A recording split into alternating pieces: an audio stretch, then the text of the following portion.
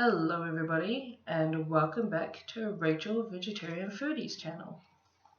Today we are going to learn how to make vegan halloumi. So for this very simple and straightforward recipe, you're going to need half a cup of raw cashews, half a cup of water, 1.5 tablespoon of tapioca flour, 1.5 tablespoon of olive oil, half a teaspoon of cheese salt, and half a tablespoon of agar. So one point to note is that before you want to stick all your ingredients together in either a blender or a food processor, clearly you're going to have to soak the nuts because otherwise they're going to be too hard and they ain't going to blend.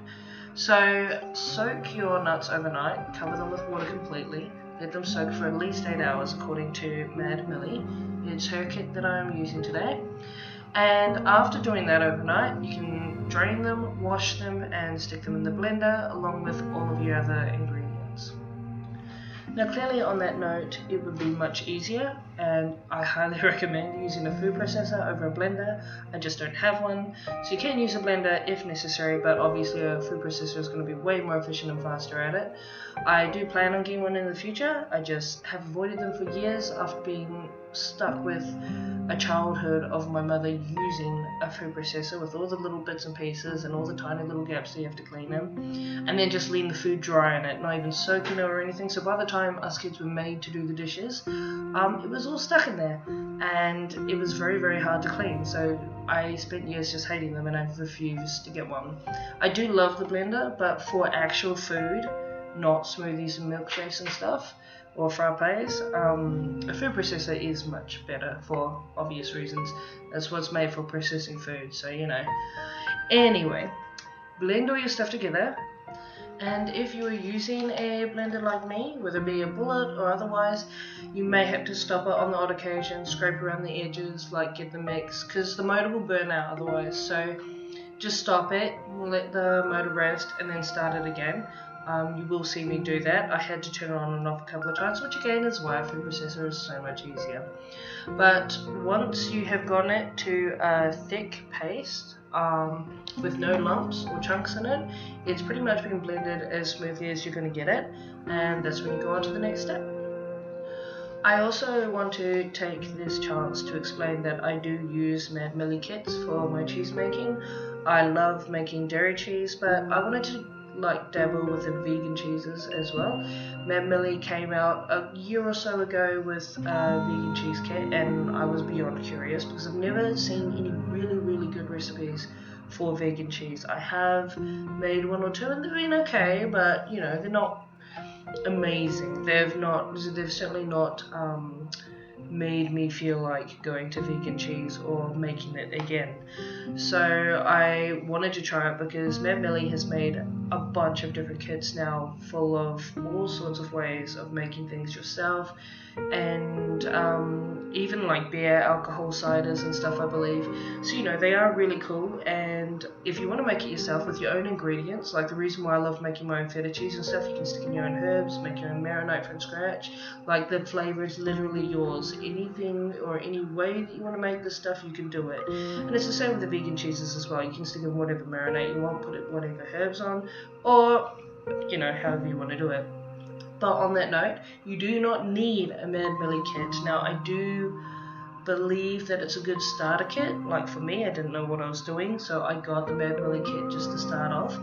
But I'm going to tell you what ingredients to use anyway and what you need, so if you know where to get those ingredients, it's not necessary to get a kit. And if it's cheaper for you, maybe you don't want to get a kit, maybe you just get the ingredients. It's really up to you. You will get the recipe books and everything with Mad Millie, you know, so for ease, it can be handier having a kit come with all the necessary things.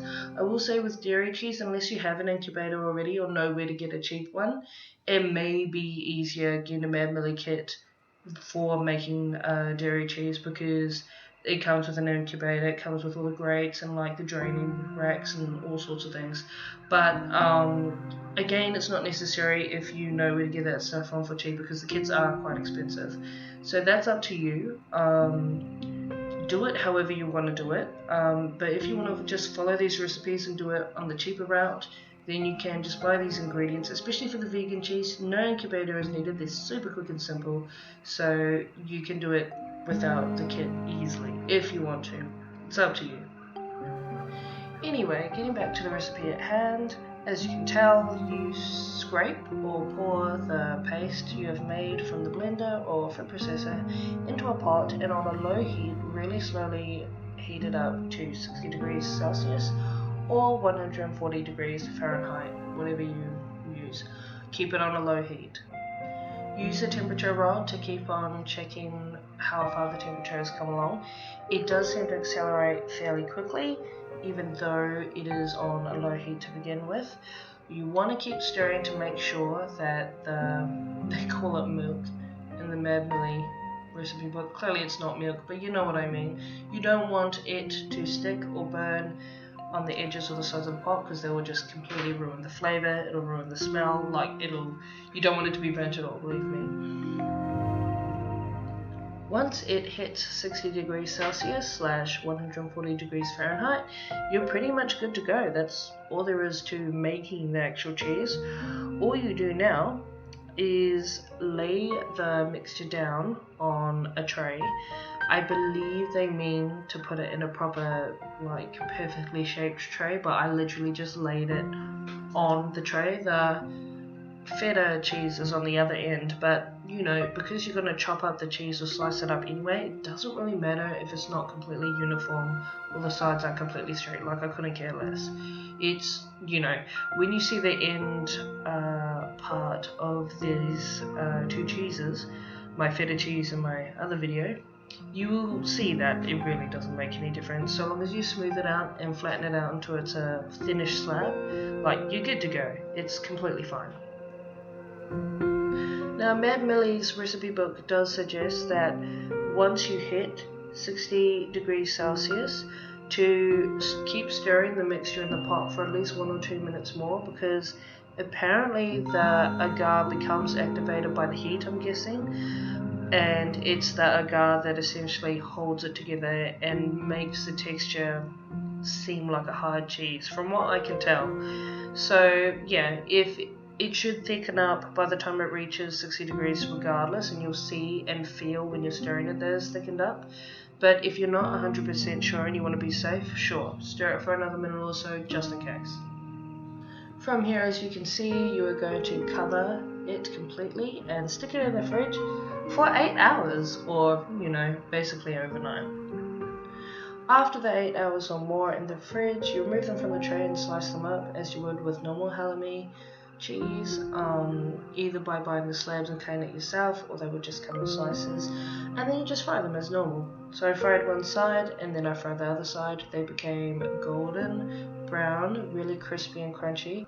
So one thing just to keep in mind is this halloumi, according to the recipe book, will keep for 2 days prior to cooking and only 1 day after cooking. So keep that in mind when you make them fresh. They don't last very long. But anyway, this is the finished product. I hope you like it.